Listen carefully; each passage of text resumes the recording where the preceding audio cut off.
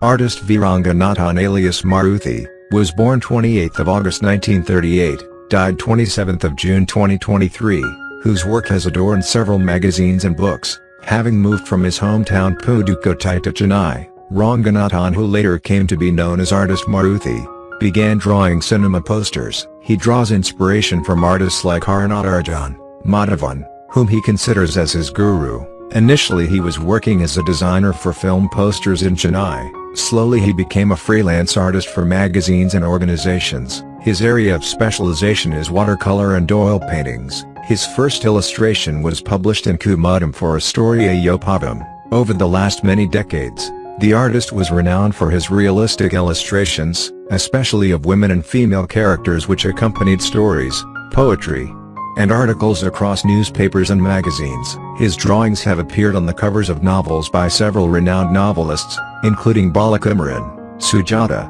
and Jayakanthan.